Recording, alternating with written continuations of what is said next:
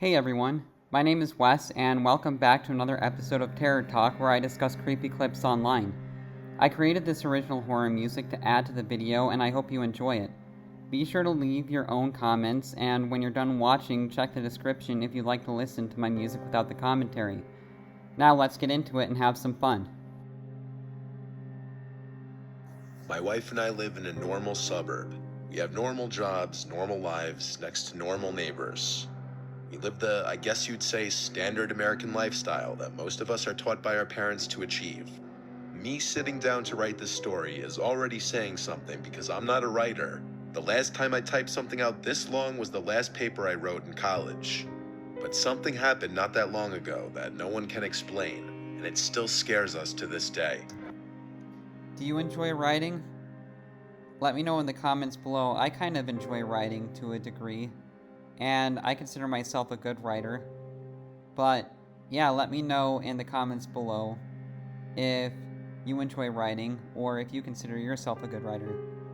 My wife Gianna and I had a normal day, and after work, we decided to go out to eat for a change. We got back around 9. We don't stay up very late on work nights, so by 9:30, we were brushing our teeth getting ready for bed. By 10 o'clock, we were in bed, and we usually shut the lights off at 11. We either read our books or watch our show. Tonight, we were watching our show. Then the phone rang. Gianna told me not to answer it. Anyone calling at this hour can't be good news. I agreed with her, but for that reason, I said I should pick it up in case it's an emergency. So I reached over for the phone next to the bed to pick it up, but it stopped ringing before I could actually lift the receiver. That old landline was trash. The second a call stopped, the caller ID would disappear, and there wasn't a way to check the call history. Oh well, wrong number.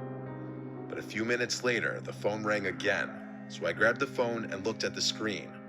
It said unknown number. Gianna and I both thought that was unusual, especially past 10 o'clock. I feel that there's a generally accepted cutoff time for phone calls, and that's after 9 p.m. I would agree with that, wouldn't you, about the phone calls being cut off after 9 p.m. I feel like if anyone is calling you after 9 p.m., it's a little bit rude, and I feel like it should be left for emergencies only. I didn't pick up the phone, but right after it stopped ringing, the phone rang again. Suddenly, it felt like it was an emergency, like God forbid something happened to a relative, so I picked up in a hurry. On the other end, it was the voice of my neighbor, Al. He asked me if I knew that man standing out in front of my house. I said, "What are you talking about?" He told me to go outside and hung up. I found it insanely bizarre the way he'd just hang up abruptly like that. Gianna's face when I told her what Al just said was a look of fear. She said, "Don't go out there." I said, "I'm just gonna look out the window." I went downstairs.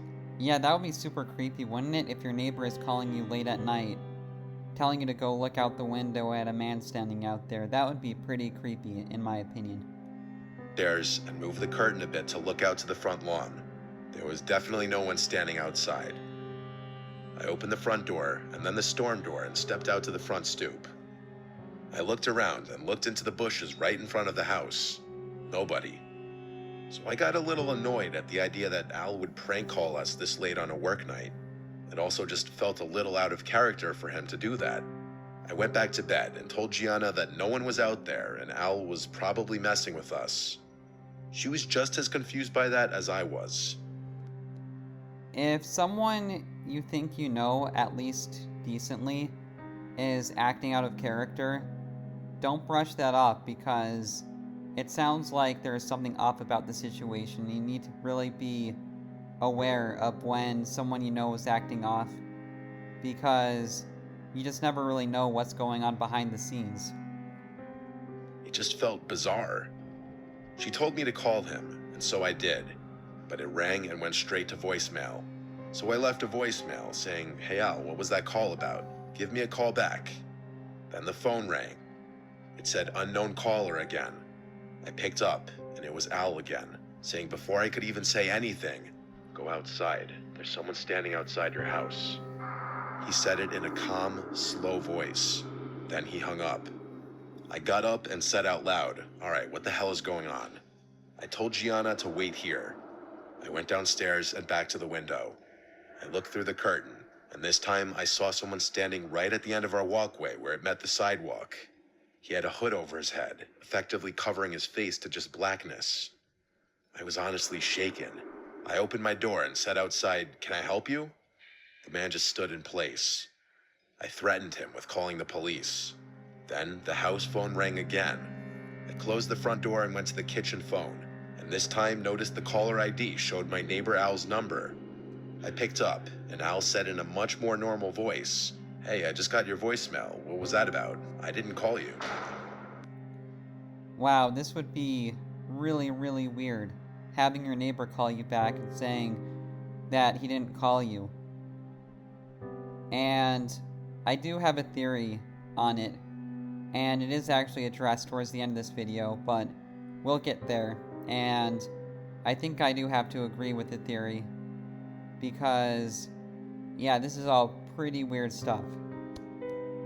I was so confused. I swore to him he just called me twice, telling me about a man outside my house.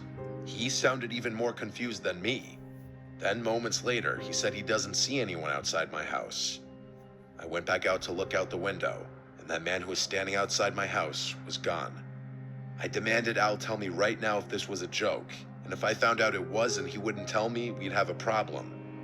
Al claimed he was telling the truth, and he's not some immature prankster kind of guy. He's a very low-key, respectful person.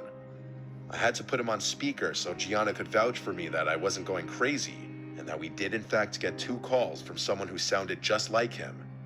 He did the same and put his wife on the phone as well to vouch for him. In the end, what could he really say though, except for it sounds like someone was pranking us. Eventually, we got off the phone. Aren't those pranksters just like super freaking annoying? I personally can't stand pranksters. Let me know what you think of pranking, because I just think pranking at a certain point is super immature. And those YouTube channels that do all these different kinds of pranks, they can be super freaking immature and rather obnoxious, in my opinion. But that's just my opinion. But I was no less horrified than I was before. I had to go back downstairs one more time to hang up the downstairs phone, so I looked outside one more time. The man was still no longer there. None of us could ever figure out this unexplainable situation.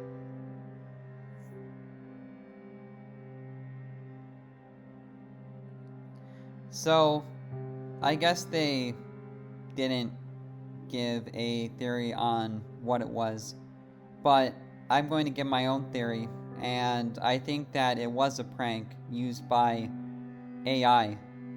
And the thing is, like, why would they want to prank these people in particular, and how did they get the voice of the neighbor? And maybe someone was actually just following his neighbor and they caught a recording of his voice. And it's kind of crazy what you can actually do with AI these days. You can replicate people's voices and make it sound super realistic, but obviously not realistic enough, because the neighbor of this of the main guy in the story who was being pranked realized that something was off about the voice, which kind of leads me to believe that this was an AI prank. But either way, it was a super creepy prank, and I would definitely be creeped out by it if I saw someone just standing out there in the middle of my street. And yeah, I thought this was a good story, and I hope you enjoyed my commentary, and I will see you in the next video.